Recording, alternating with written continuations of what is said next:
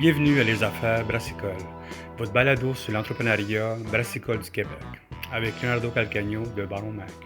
Bonjour tout le monde, ici Leonardo Calcagno des Affaires Brassicoles. J'espère que vous allez bien tout le monde et bienvenue à notre série sur l'alimentation. Comme vous savez, Baron Mac avec Pivot Hub, on commencé une série depuis l'année passée où on discute de qu'est-ce que les produits qui sont là-bas, les nouvelles tendances et plein de choses. Et le but de ça, c'est bien sûr de comprendre les nouveaux produits qui s'en viennent là-bas, puis toutes les nouveautés que vous pouvez avoir, que ce soit dans votre brasserie, dans votre dépanneur ou n'importe où. So, si vous avez des questions, envoyez-moi un courriel à leonardo@baronmac.com. Puis si vous entendez un peu de bruit aujourd'hui, c'est parce qu'on est au quatrième événement de CIBIM, où il y a plein de bonnes compagnies d'alimentation, puis on voulait vraiment comprendre un petit peu ce qui se passe. Aujourd'hui, on parle avec la compagnie Chico. C'est une compagnie qui font du café au chicorée. Moi, j'étais traumatisé par le chicorée quand j'étais jeune, il faut que j'avoue, parce que, à cause de mes parents, parce que mes parents, c'est des hippies, mais quand vous allez ici, vous allez voir un beau produit, c'est coloré, du branding qui est vraiment intéressant. Puis bien sûr, comme tous les produits naturels, il y a eu des changements dans l'industrie. Si vous avez des questions concernant Chico, on va laisser toute l'information à la fin du podcast. Et bien sûr, abonnez-vous à Baron Mag, ça nous aide tout le temps. Puis merci beaucoup. Bonjour, Chico. Comment ça va? Très bien, mais toi? Peux-tu nous parler un petit peu de ta compagnie? T'es qui, toi? Un peu ton pedigree professionnel? Ah ouais, bien sûr. Écoute, moi, je suis franco-canadien, donc ça fait, à peu près 13 ans que j'habite ici. Mais j'ai gardé quand même mes sources en France. Puis, moi, j'ai grandi avec l'odeur de la chicorée dans la cuisine de mes grands-parents. C'est un produit qui est, jusqu'à aujourd'hui assez vieux, mais qui s'est vraiment perdu, qui est un produit qui s'est oublié. Et depuis les dernières années, à chaque fois que je rentre en France, je vois mes amis qui ont commencé à consommer de la chicorée, ma famille, mon entourage. Et je revenais en fait au Canada, puis je voyais que personne connaissait le produit. OK? Hem, Après j'ai commencé à en ramener, j'ai fait goûter aux gens, j'ai vu que les gens aimaient vraiment ça.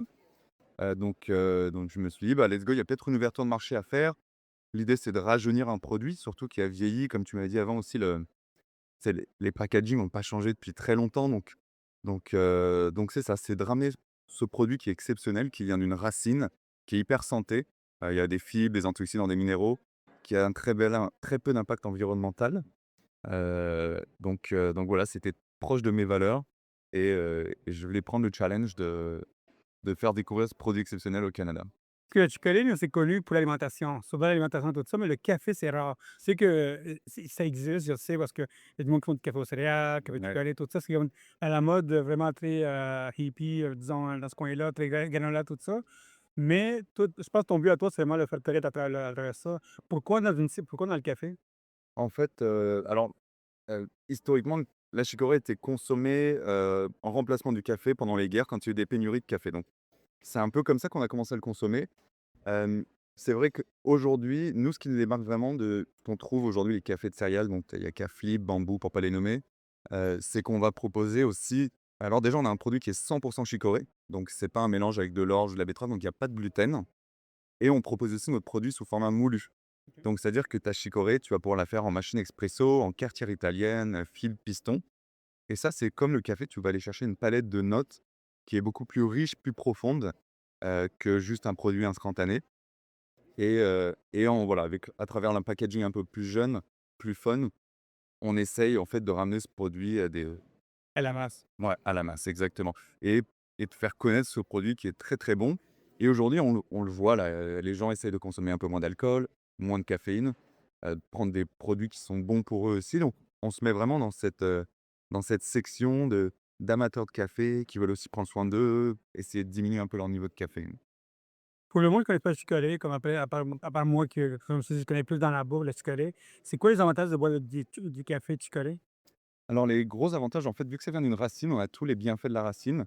La chicorée, c'est un des aliments qui a le plus haut taux d'inuline, qui est une fibre prébiotique. Donc on a des fibres prébiotiques, antioxydants et minéraux. Principalement ça. Et comme je disais plus tôt, il y a très peu d'impact environnemental. Une tasse de chicorée, par exemple, c'est entre 10 et 24 fois moins d'impact environnemental qu'une tasse de cacao. Parce que c'est une racine, ça a besoin de très peu d'eau, peu d'engrais, etc.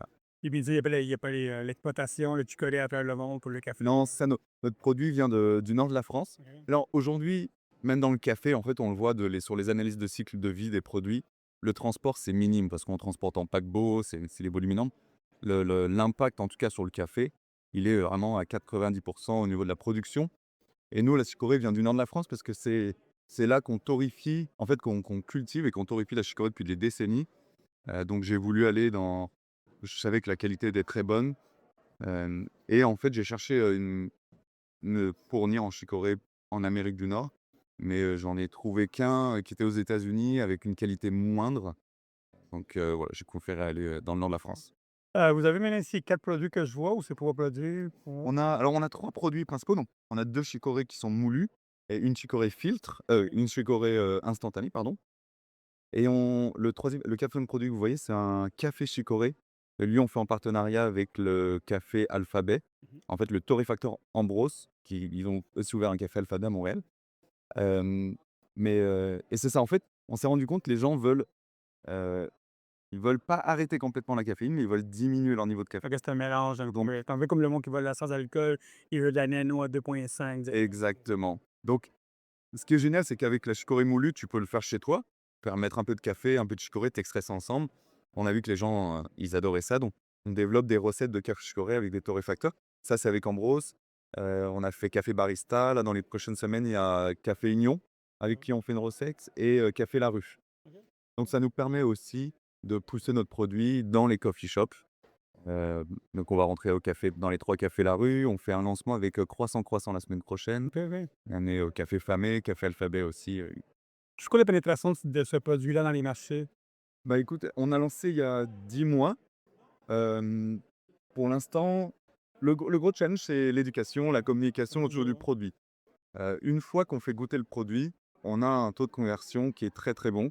Je vois quand on est en épicerie que les gens goûtent, 7 personnes sur 10 achètent un sac derrière. Donc parce que le produit plaît beaucoup, je pense que ça parle aussi aux gens de prendre quelque chose en santé, diminuer leur niveau de caféine.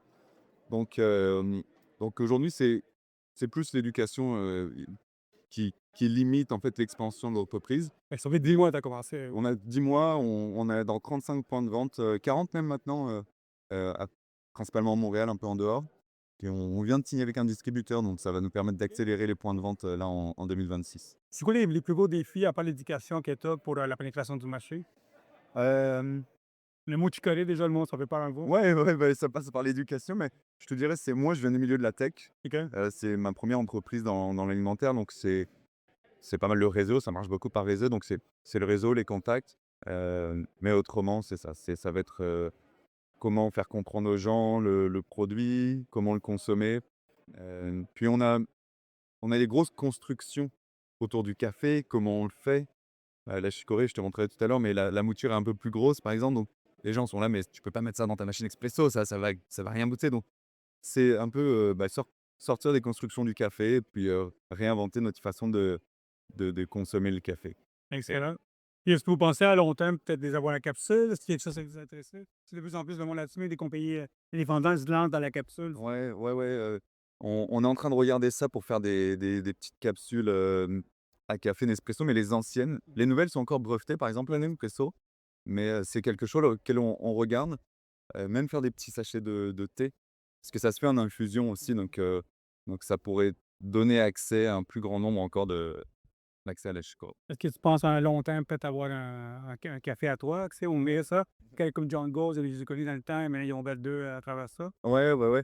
Hem, ouais, moi j'en parle souvent en plus avec ma copine de peut-être trouver un restaurant, mais c'est une autre game là, C'est une diaz. donc je c'est quelque chose qui me donne envie, j'y pense de temps en temps, mais on va attendre. Je pense priorité c'est de s'étendre au Canada.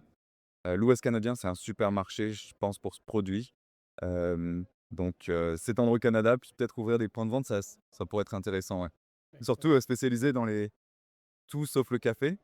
Et aujourd'hui, il y a plein de choses, il y a les cafés de champignons, il y a ça a peut-être moins pris ici, mais dans l'Ouest canadien, ça a explosé les cafés de Il y a un gros marché de, tu sais, de bien-être, whatever, ouais, Vancouver, BC, tout ça. ouais. Donc ouais, pourquoi pas. Ben, excellent. Si on veut vous contacter pour avoir plus d'informations, comment on fait vous contacter? Alors, notre site web sur, chicobeverage, .ca ou par email, à hello@chicobeverage.ca. Scoop Beverage, c'est bon, tu fais déjà à l'international déjà, là. Ouais, bah, c'était l'idée de se placer pour sortir, dans le milieu anglophone, en tout cas. Ben, excellent, ben, merci beaucoup, hein. Merci beaucoup.